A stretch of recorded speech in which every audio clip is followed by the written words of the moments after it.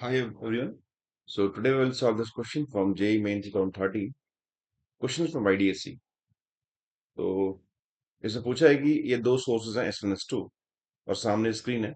तुमको बताना है कि फ्रिंजेस जो ऑब्टेन होंगी स्क्रीन पे उनकी शेप कैसी होगी। वो पॉइंट होगा, लाइन होगा, सेमी सर्कल्स होंगे या कंसेंट्रिक सर्कल्स होंगे। तो हालांकि इस सवाल का आंसर होता है कंसेंट्रिक सर्कल्स। ये आप में से बहुत लोग पता भी होगा। लेकिन इस चीज को हम प्रूव कैसे करें, तो आज हम उसकी बात करने वाले हैं कि हाउ कैन वी प्रूव की जो शेप होगी फ्रिंज की वो सर्कल होगी। तो लेट से मैं किसी एक पॉइंट की बात करता हूँ। लेट सपोज ये पॉइंट है। इस पॉइंट की बात करता हूँ कि इस पॉइंट पे क्या होगा। तो अगर मान लो मैं बोलता हूँ कि पहली bright fringe, first bright fringe, तो वहां पार्ट डिफरेंस होना चाहिए लैम्डा। तो मान लेते हैं स्क्रीन तो कोई एक wire, screen is not a wire, screen तो पूरी एक स्क्रीन होगी ऐसी। तो जहां जहां पार्ट डिफरेंस लैम्डा होगा, जहां जहां पार्ट डिफरेंस वो सारे फर्स्ट ब्राइट फ्रिंज होंगे। और लेट सपोज ऐसे कुछ इन सभी पॉइंट्स पे पार्ट डिफरेंस लैम्डा है, तो ये हो जाएगी फर्स्ट ब्राइट फ्रिंज की शेप। इन सभी पॉइंट पे पार्ट डिफरेंस 2 लैम्डा है, तो ये सेकंड ब्राइट फ्रिंज की शेप हो जाएगी। दैट मीन्स कि फ्रिंज की शेप निकालने के लिए हमको ये निकालना पड़ेगा कि कहाँ कहाँ पे पार्ट डिफरेंस कांस्टेंट वैल्यू है। जैसे कि पार्ट डिफरेंस मान लो लैम्डा है, तो लैम्डा हर जगह रहे वो, है ना। तो मैं इस पॉइंट की बात कर लेता हूँ। तो मैं पहले तो इस पॉइंट के कोऑर्डिनेट मानता हूँ। लेट सपोज मैं इसको मान लेता हूँ ये ओरिजिन है हमारा, जिसमें तो ये हो गया 0,0,0। इस पॉइंट के कोऑर्डिनेट होंगे D,0,0। इस पॉइंट के कोऑर्डिनेट होंगे D,Y,Z, क्योंकि एक्स कोऑर्डिनेट तो उसका डी हो गया या डी हो गया, और वाई जेड पता नहीं कितना होगा, ये पूरे एक प्लेन है। तो अब मैं निकालता हूँ इससे पार्ट डिफरेंस निकालता हूँ। Part difference equal to S1P minus S2P। So I will use distance formula.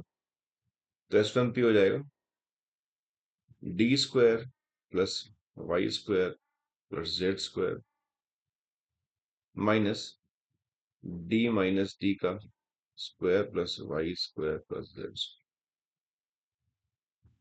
ये हमने डिस्टेंस फॉर्मूला से पार्ट पार्ट डिफरेंस लिख दिए पॉइंट। हाँ, और ये पार्ट डिफरेंस होना चाहिए कांस्टेंट के बराबर।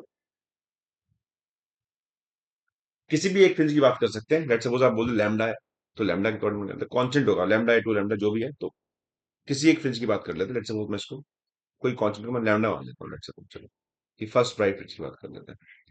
अब मैं इसको उस तरफ ले आता हूँ, under root D² plus Y² plus Z² equal to lambda plus root D का square plus Y² plus Z²। Now मैं इसको स्क्वायरिंग कर लेता हूँ बोथ साइड। तो ये हो जाएगा D² plus Y² plus Z² equal to lambda plus D का whole square plus Y² plus Z² plus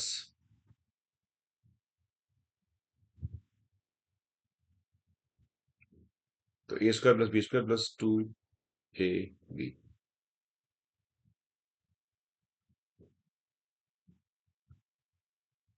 तो यहाँ से देखेंगे तो Y² Z² कट गया, कैंसिल हो गया। तो ये बचा D² equal to lambda plus D² plus D² और प्लस 2 लैम्डा अंडर रूट